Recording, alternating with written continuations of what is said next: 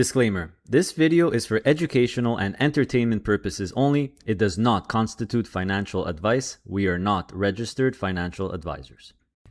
Hey everyone, another MSTE, MSTR weekly update. So pretty boring week once again. All they did was basically replenish their cash reserve even further. So they added about 225 million, I'm assuming, because last week was 3.2, right on the dot, or yeah, 3 billion. So now they have 3.225 billion of USD reserve, which covers 22 months of dividends for all their preferreds. You see that the annual dividends are right here, 1.7.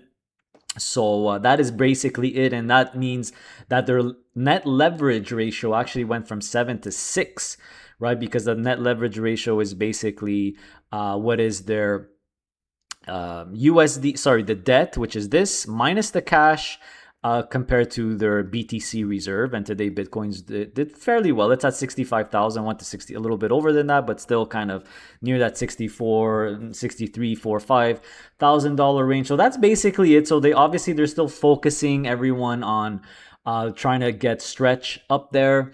It's at 87 today. Right now, as I'm filming this, the market's about to close, but I like seeing MSTR up a little bit more than Bitcoin, which is always a good sign. Volatility is still pretty high. Implied volatility is still at 88. So, and the MNAV is still at a premium, which is phenomenal. So, the Bitcoin per share, BPS, did slightly go down, obviously, when they issue MSTR shares, that's how they got the cash. It's always going to be dilutive to the Bitcoin per share. But I do have to, and there you go, the market just closed.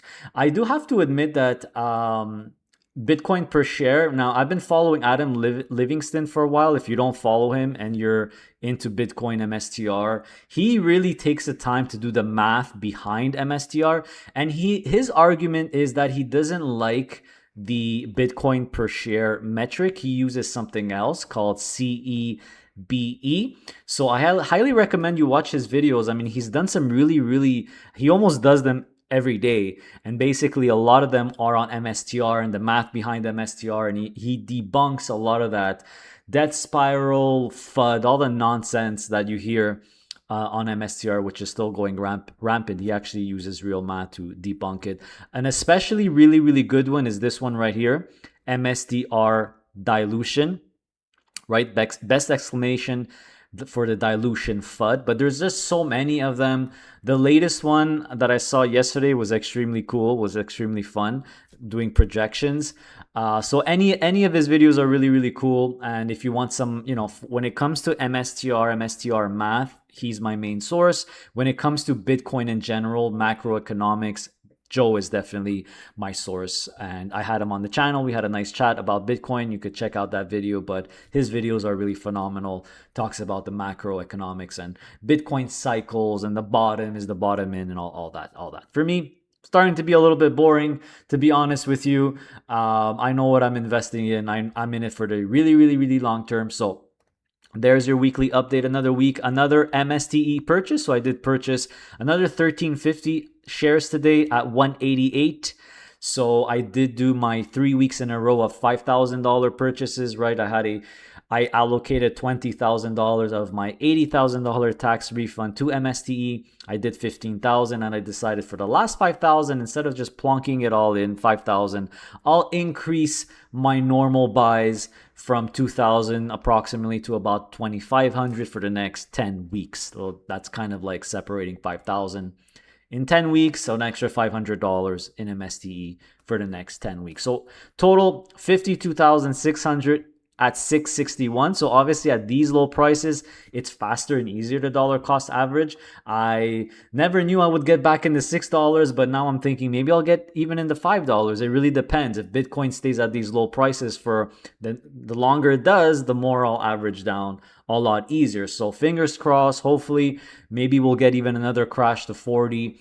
I don't care. I love it because I'm just an accumulator. I'm not a seller. So of course, if you're an accumulator, by the way, it's just my same strategy that I use on the stock market and everything else. I never sell. I just buy. You want to buy cheaper? You want to buy more expensive, right? So yeah, there you have it, everyone. In terms of the total returns, let's do it like we always do. So we're going to do the Harvest MSTY versus the Harvest MSTE versus the MSTR stock, and completely 100% going as designed, right? MSTY outperforming MSTR, of course, because there's no leverage and there's cover calls. So those cover calls are cushioning some of the downside. Let me just make it a bit bigger. You could see the numbers. So MSTR is down 76% in this time frame. This time frame, by the way, is July 24th, 2025 to July 20th, but it should be July 19th because the 20th. Well, I guess the market's closed, but either way, it might be the 19th there. But either way, MSTR doing, MSTY and MST behaving exactly how I expect them to. MSTE's down, very similar performance to MSTR, right? Because it's obviously MSTR. There's cover calls, but there is 25% leverage, so it's down a little bit more. But you can see it's really not far off. It's only 4 points off.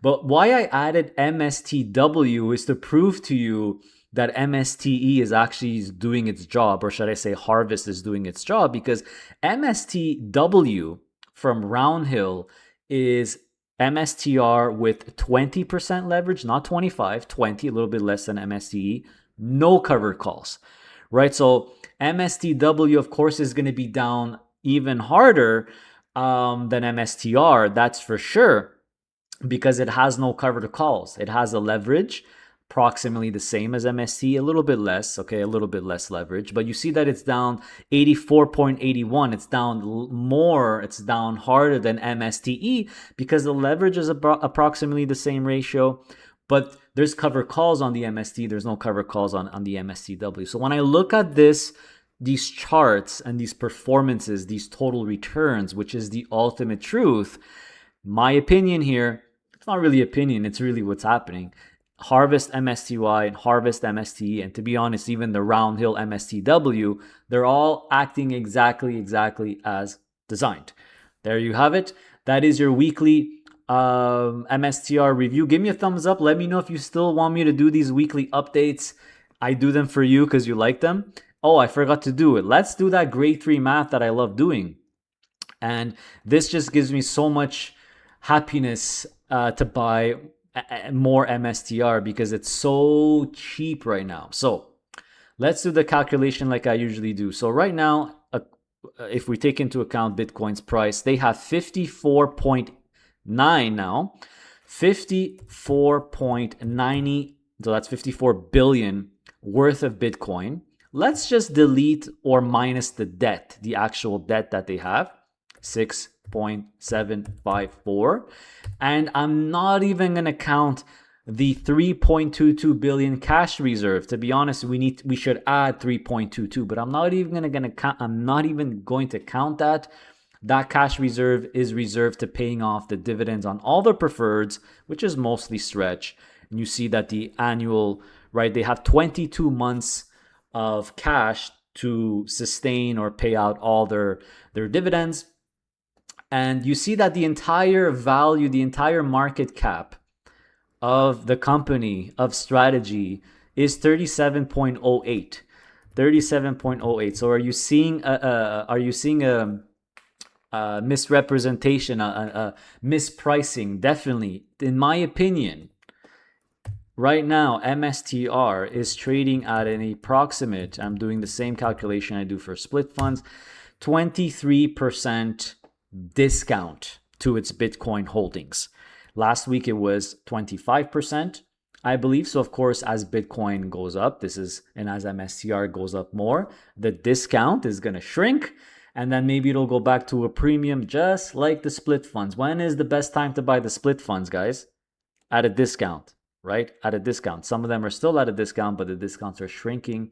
So this is what makes me happy that I'm buying MSTR instead of Bitcoin right now, because I feel it has more value. Because remember, you have a claim as an MSTR shareholder, you do have a claim to the balance sheet, which is pretty much Bitcoin and cash at this point. And I didn't even count the cash in that calculation. But Adam Livingston, the Bitcoin wizard, does this much better than me. If you want really hardcore long video math behind MSTR using his metrics CEBE, which he's explained. I highly recommend you check out his videos. So we'll do this again next week, guys, as usual. Maybe not actually, because I'll be in Toronto next week, so we'll see. But either way, see you next time.